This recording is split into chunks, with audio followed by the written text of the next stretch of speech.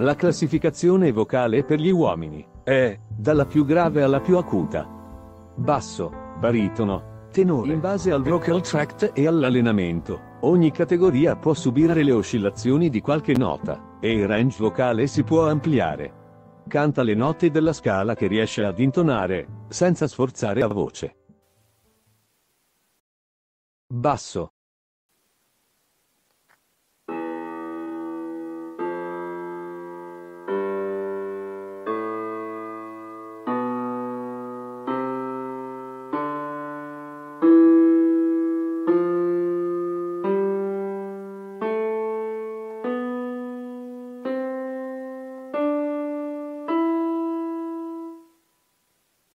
Baritono.